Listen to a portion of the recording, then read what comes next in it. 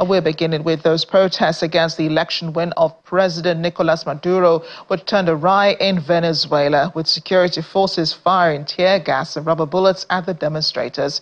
Thousands of people descended on the capital, Caracas, on Monday evening, some walking for miles from slums on the mountains surrounding the city, heading for the presidential palace. The opposition has rejected the election results, claiming President Maduro's declaration as winner is a fraud. We'll be returning to this in a minute, but in the meantime, the country's Attorney General Tarek Saab has accused opposition leader Marina Machado of election tampering.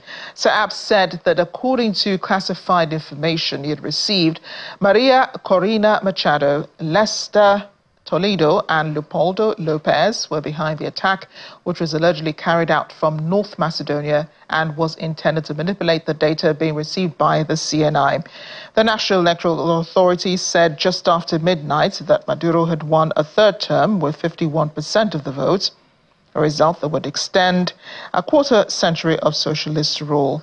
But independent exit polls pointed to a big opposition win following enthusiastic shows of support for Edmundo Gonzalez and opposition leader Maria Machado in the campaign trail. All concern over the election results in Venezuela and the resulting protests with the United Nations have been so concerning, they've called for complete transparency. Spokesperson for the UN Secretary General, Stefan Dujarric, during a meeting with reporters on Monday, called for political leaders and their supporters to exercise moderation, adding that all electoral disputes should be addressed and resolved peacefully, and that election authorities should undertake their work independently and without interference. The Secretary General commends the Venezuelan people for their determination to express their will peacefully through the ballot box. We have taken note of the announcement made by the electoral authorities, as well as concerns expressed by political actors and members of the international community. The Secretary General calls for complete transparency and encourages the timely publication of the election results and a breakdown by polling stations. The Secretary General trusts that all electoral disputes will be addressed and resolved peacefully and calls on all Venezuelan political leaders and their supporters for moderation. He recalls that electoral authorities should undertake their work independently and without interference to guarantee the free expression of the will of the electorate. Across Latin America, leaders have called for a full review of Venezuela's election results. 9 Latin American governments are calling for an emergency meeting of the Organization of American States Permanent Council. According to a statement by the leaders, the governments of Argentina, Costa Rica, the Dominican Republic, Ecuador, Guatemala, Panama, Paraguay, Peru, and Uruguay expressed profound concern over Sunday's election.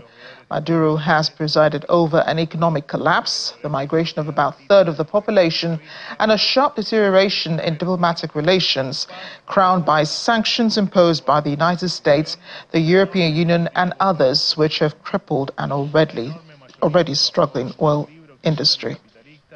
A favor del mundo que no necesita de dictadores para sostener un modelo económico. We'll be returning to the situation in Venezuela in a few minutes, but let's check in on serious weather events in India. Scores of people have died after landslides swept through tea estates and villages in the southern Kerala state after heavy rains collapsed hillsides and triggered torrents of mud, water and tumbling boulders. The hillsides gave way after midnight following torrential rainfall on Monday in the Wayanad district of Kerala, a state-owned renowned for being India's most popular tourist destination. Most of the victims of the tea estate were workers and their families who were asleep in makeshift shelters. Local media say at least 93 people were killed in the landslides and 100 families were stranded after the event. The Weather Office said there had been extremely heavy rainfall over northern central Kerala today, with more rains predicted throughout the day. To remain very grave.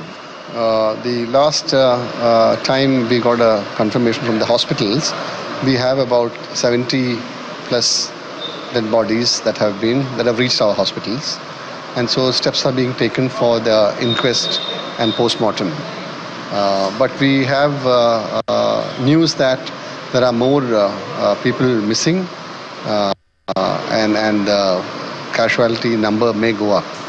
The NDRF teams are deployed at various locations where the landslide has occurred in Wayanad, and even in Kozhikode there was suspected a landslide. And maybe our team is also deployed in Kozhikode for further case or any case of contingencies and other things. Staying in India still, a 14-year-old Afnan Jassim is one brave and lucky teenager. He's now among a handful of people in the world to survive a rare brain-eating amoeba, partly due to his father coming across a public awareness campaign on social media. Doctors believe he got infected in June this year after he went for a swim in a local pond in the southern state of Kerala. His doctors said the amoeba, called Naegleria fowleri, likely entered his body from the water that had been contaminated by it. Primary amoeba meningoencephalitis, the disease caused by the amoeba, has a mortality rate of 97%.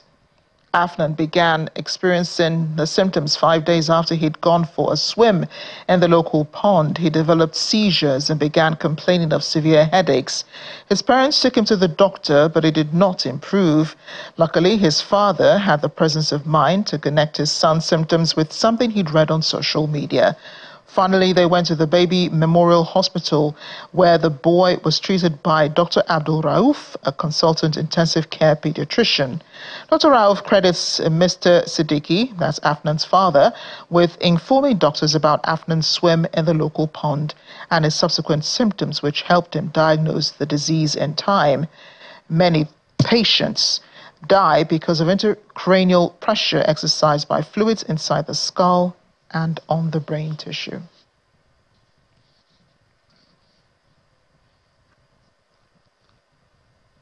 Well, in other news now, Taiwan and China have signed an agreement on how to respond to the deaths of 2 Chinese fishermen following a sea chase by Taiwan's Coast Guard. It follows months of negotiations between the two. The settlement involves compensation to the victims' families and the repatriation of their bodies to China. Taiwan's Coast Guard is declined to share details. The deal may reduce tensions in the sensitive Taiwan Strait, which Beijing claims as its own. China had condemned the incident in February as malicious and started regular patrols around Taiwan's Kinmen archipelago following it. Beijing's Coast Guard says the regular patrols aim to maintain operational order in sea areas and safeguard fishermen's lives and property. We'll return now to our lead story, and that's the protests in Venezuela were turned awry after police and protesters clashed in the capital, Caracas. Thousands of people were on the capital streets on Monday evening, some walking for miles from slums on the mountains surrounding the city, heading for the presidential palace. The opposition has rejected Sunday's results, claiming President Maduro's declaration as winner is a fraud.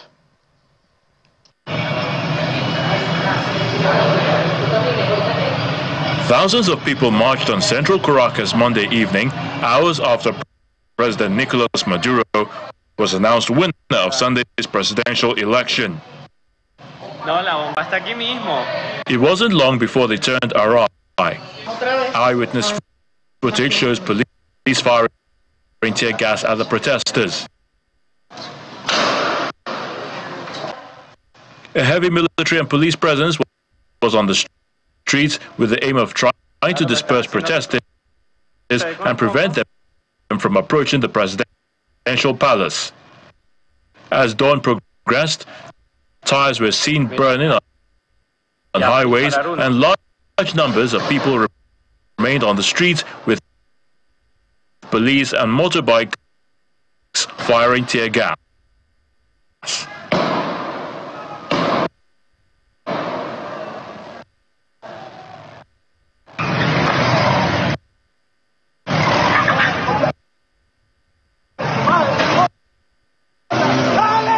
The protests erupted after Venezuela's electoral...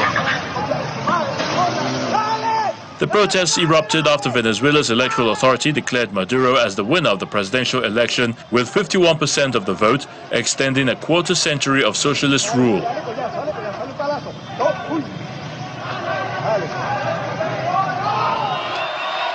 Independent exit polls pointed to 65% support for the opposition candidate Edmundo Gonzalez and between 14% and 31% backing for Maduro.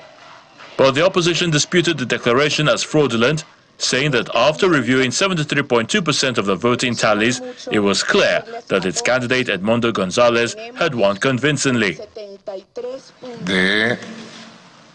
President Maduro responded to the protests in a nationwide address in which he said his government knows how to deal with nationwide anti-government protests and that he knows how to defeat the violent.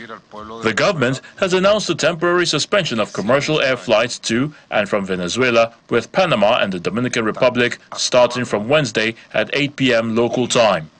Con la Unión Cívico-Militar Policial. In some areas, posters of President Maduro were ripped down and burned, while tires, cars and rubbish were also set alight. Armed police, military and left-wing paramilitaries who are sympathetic to the government clashed with protesters and blocked off many roads around the city center.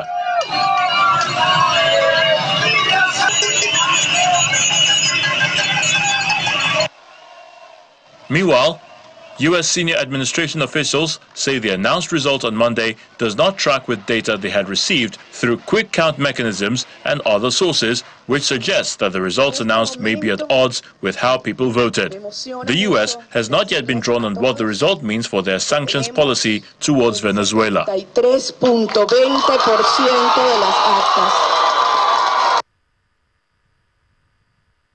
A situation in Caracas, the Venezuelan capital, remains fluid, but we have the VOA's Yan Bochart joining us. Connectivity issues are also rife in the country. Yan, thank you for joining us on the program. You're joining us via Skype audio.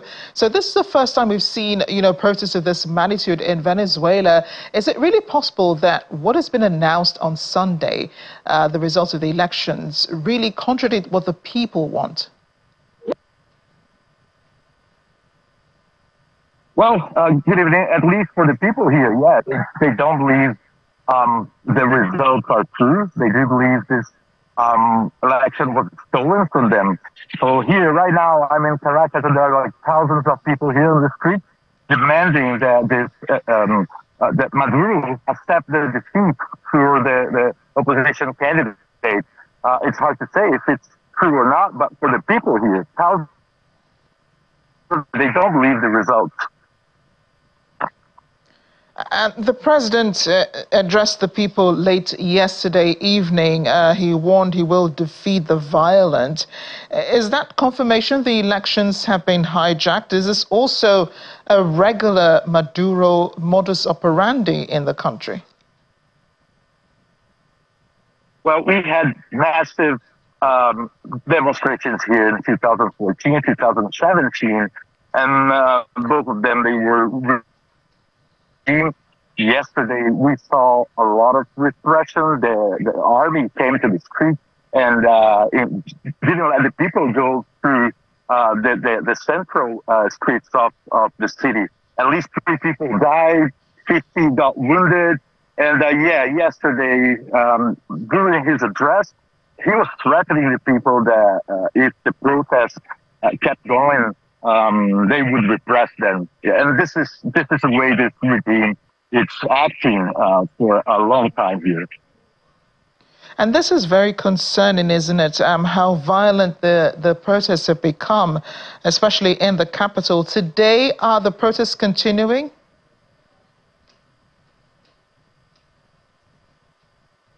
Yes, they are. I'm here in the east part of Caracas. There are thousands of people on the street right now. They're waiting for the opposition. And the leader of opposition, Maria Corina Machado, that was impeded to run for the presidency, they will arrive here and they do a speech. So this is about to get bigger. and people probably will try to reach the center, downtown Caracas. So there's a lot of people expecting more violence today here. What is the aim of the protests, Jan? Do people want, what's his name, the president, Nicolas Maduro, to step down? Or is it that they want the Electoral Commission to announce the opposition, Edmundo Gonzalez, as winner? Well, first, they want the election. That's what they say. And they say, oh, yeah, I'm not real.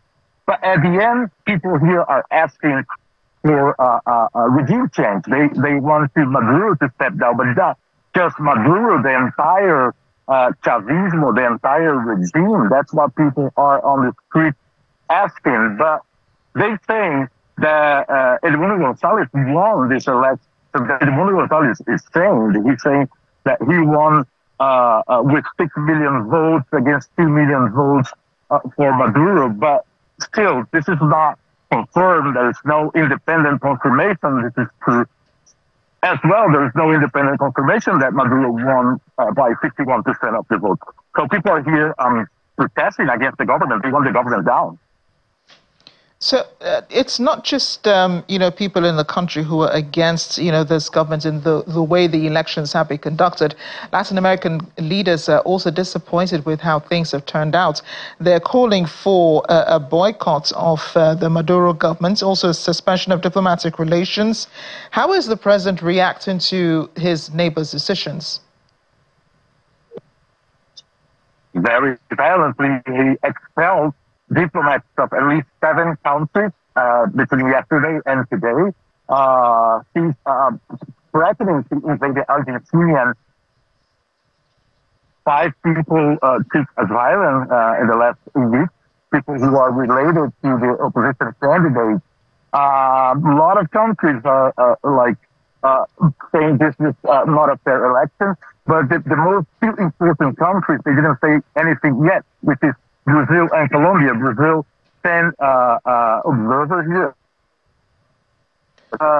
Lula, Luis Inacio Lula da Silva, the Brazilian president, he didn't say anything. He's going to give a call to Maduro today, but there's a lot of pressure for Brazil and Colombia to say that this election wasn't fair. We have to wait to see how they're gonna behave, and this behavior will impact a lot the region and here inside Venezuela as well. Jan, just before you go, I know that, when protests like this happen and with the government trying to quell the protesters, sometimes there is backlash on the media. Has that happened yet? Not yet. Well, the media here is very, very censored. A lot of websites from independent journalists, they were put down, so there's a lot of problems with independent news organizations here in Venezuela. But so far, we could work. I could work well during the voting day, yesterday, today, no problem so far. We have a problem with the network, but this is because of the infrastructure in Venezuela. It's really poor now after 10 years of a very, very intense economic crisis. But so far, no problem for us. One Spanish journalist was expelled from the country yesterday. But in general, we can work. I can work. Jan, thank you so much for speaking with us, and do stay safe. Thank you. UK Prime Minister Sir Keir Starmer laid flowers at the scene of the knife attack in northwest England. It killed 3 children and left 5 others in critical condition. He also offered thanks to the emergency service workers, shaking hands of the firefighters and ambulance staff on a visit to the police station. A 17-year-old male is in police custody on suspicion of murder and attempted murder after the incident at the Taylor Swift Yoga and Dance Workshop in Southport, north of Liverpool, a summer vacation event for children aged from 6 to 11 on Monday morning. A vigil will hold tonight in Southport to remember the victims. 2 adults are also in a critical condition after being... It is with great sadness today I'm here to advise that 2 children have died as a result of the injuries sustained in this morning's knife attack. 9 other children have been injured and 6 of them are in a critical condition. All those injured have suffered stab wounds sustained during the attack, and 2 adults are also in a critical condition after being injured during the incident. A 17-year-old male from Banks in Lancashire, who is originally from Cardiff, has been arrested on suspicion of murder and attempted murder, and is being taken to a police station where he will be interviewed by detectives. My officers were called to reports of a stabbing at 11:47 this morning and at a address in Southport. When they arrived, they were shocked to find that multiple people, many of whom were children, had been subjected to a ferocious attack and had suffered serious injuries. It is understood that the children were attending a Taylor Swift event at a dance school when the offender, armed with a knife, walked into the premises and started to attack inside the children.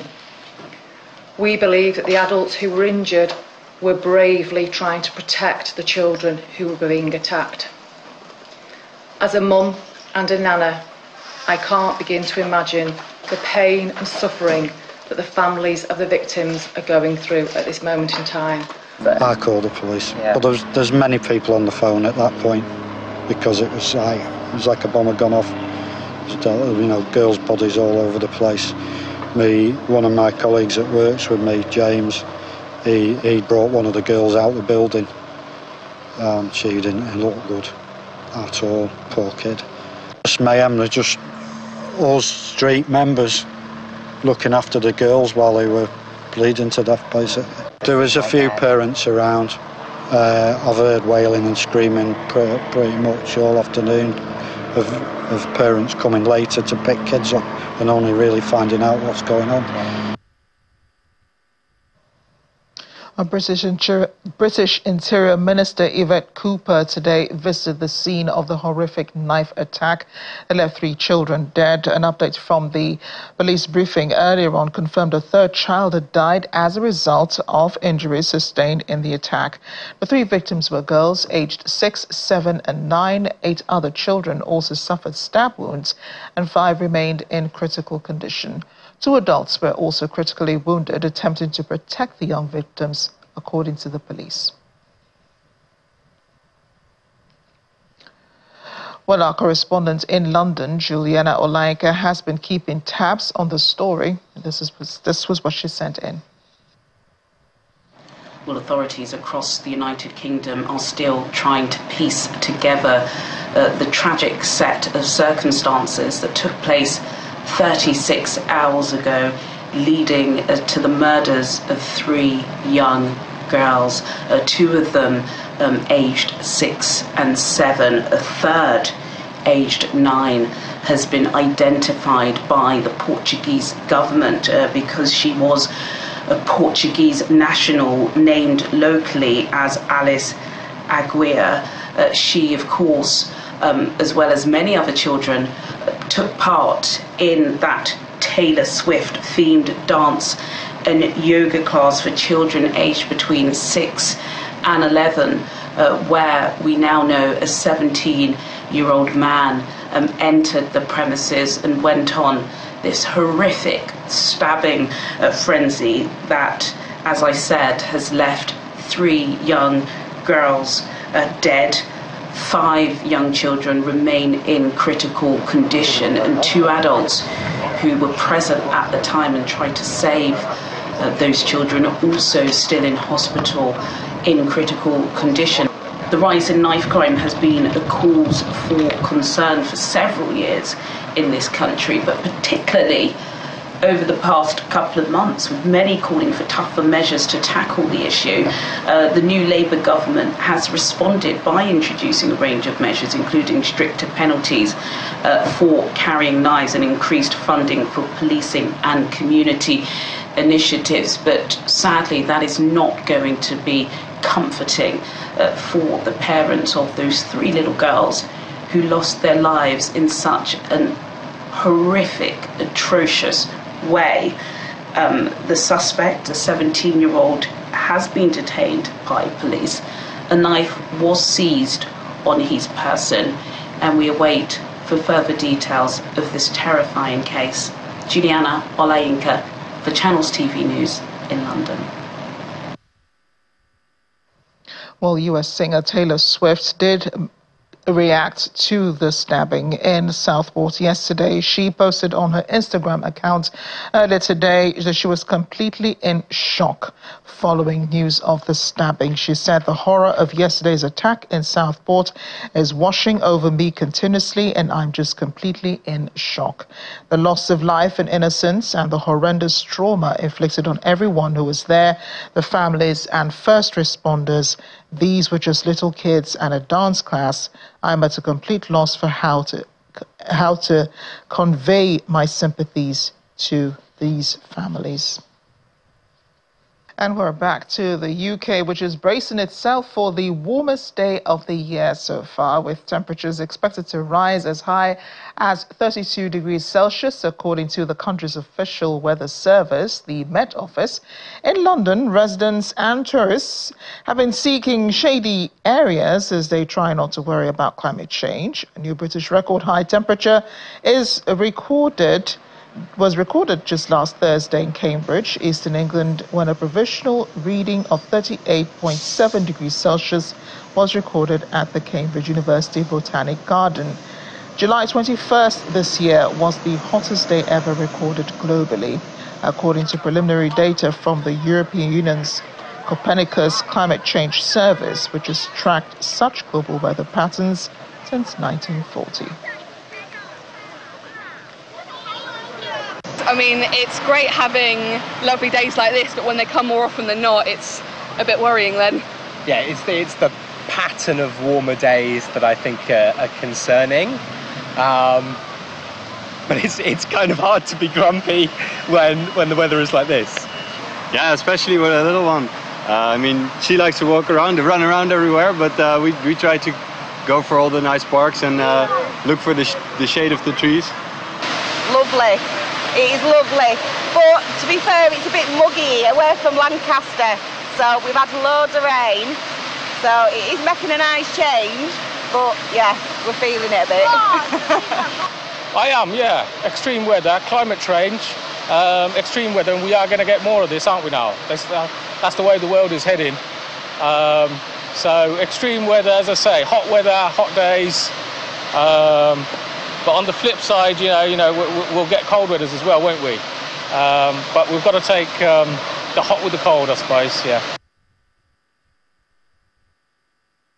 And in Paris, the men's triathlon at the Olympics will not go ahead as planned today, as pollution levels in the Seine remain too high. According to the World Triathlon, it's dealt a blow to organizers and left many athletes facing more uncertainty. The race has been postponed until tomorrow, Wednesday, at 10:45 a.m. local time, immediately after the women's event, which is scheduled for 8 in the morning. Organizers have said previously that they were confident water quality would improve in time for the race after heavy rains last Friday and Saturday dirtied the river. Should levels of bacteria remain too high by Wednesday morning, both the men's and women's races are likely to be postponed until Friday, the contingency day reserved for the events. Record rainfall and widespread flooding have killed 4 people in China's southern province of Yunnan, while triggering landslides, submerging homes and disrupting access to electricity and the internet across many other regions of the country. Images aired on local media showed workers clearing debris after a landslide damaged a mountain road in Jilin province, as large areas in Liaoning province were inundated by the severe deluge. Emergency personnel stepped up evacuation operations in Hunnan's Heigyang city after heavy flooding trapped residents in their own homes. Days of heavy rains from the remnants of Typhoon Gemi have breached major dikes and dams and flooded swathes of cropland, which, according to the state broadcaster, the finance ministry has earmarked funds of 238 million won for disaster prevention and agricultural aid. Weather experts blame the heavy rain on a combination of a southwest monsoon and the outer cloud system from Gemi, which made landfall in China last week.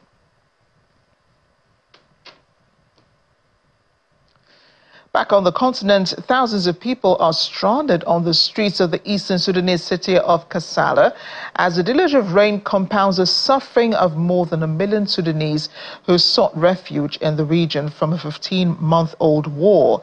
The rainy season that began early this month has already damaged shelters, made roads unusable, and will put millions at risk of waterborne diseases across large areas of the country. It comes as a number of displaced people within Sudan, currently more than 10 million of them, continue to tick up as the paramilitary Rapid Support Forces expands its territory in the war with the National Army. The war erupted in April 2023 and sparked warnings of famine and what the United Nations has labeled the world's largest humanitarian crisis. Some 765,000 people are sheltering in Gedaref state. More than 255,000 people are in Kassala state, which saw the worst of the rains over the weekend.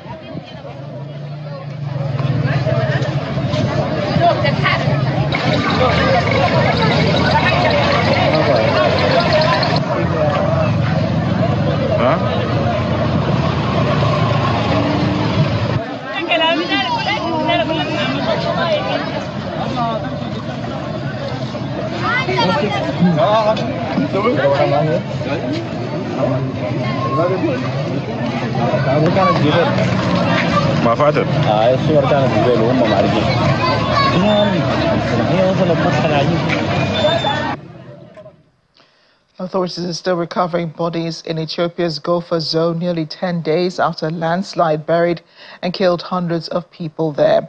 Families surrounding a wrapped, unanimated body were seen carrying, while other villagers continued looking for loved ones.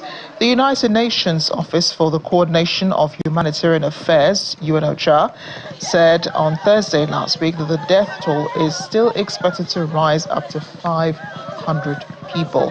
At least 257 people died last week when heavy rains triggered a landslide, burying people in the Gofa zone of southern Ethiopia on Sunday, and a second one on Monday engulfed those engaged in rescue efforts.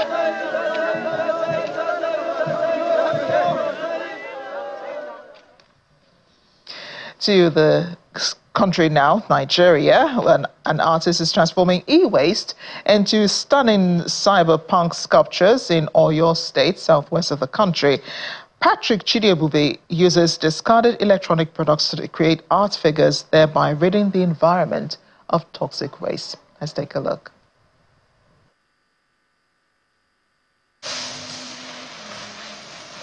In Ibadan, Nigerian artist Patrick Chidiebube is demonstrating his professional skills by breathing life into discarded electronic materials, transforming them into stunning cyberpunk sculptures.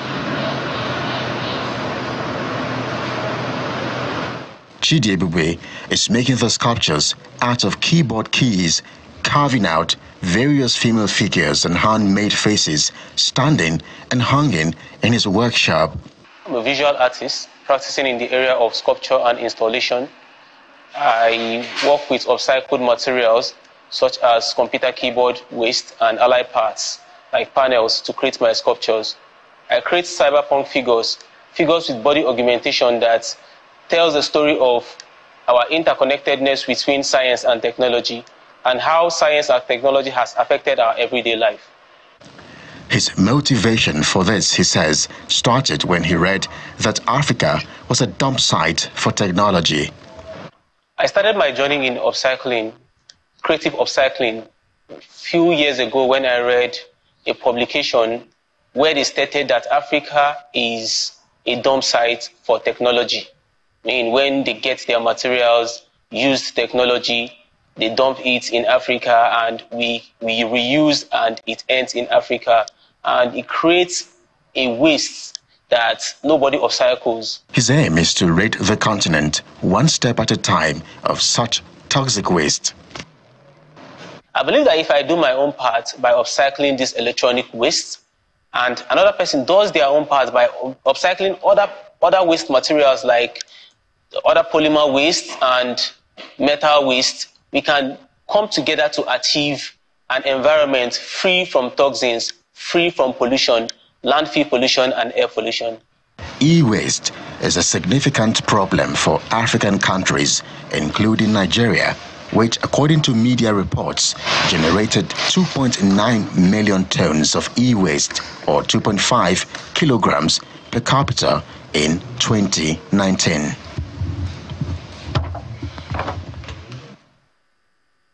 Let's talk about some food now. Do you fancy some crickets on your plates or mealworms with pasta? You can look no further than the House of Seafood in Singapore's northeastern coast. The restaurant, known for its iconic chili crab, is among a growing list of food establishments in Singapore looking to put insects on their menu after recent government approval marked them as safe for human consumption. A table of 4 invited for a tasting. The restaurant can only officially launch the menu for sale when importers get paperwork from the Singapore Food Agency. They whip out their phones when insect-topped fried rice, chicken skewers and pasta were brought out from the kitchen, of course, taking pictures, because who can believe this? The 23-year-old logistics executive who owns the place says she was open to eating insects as part of a daily meal, given their high protein content. And stop.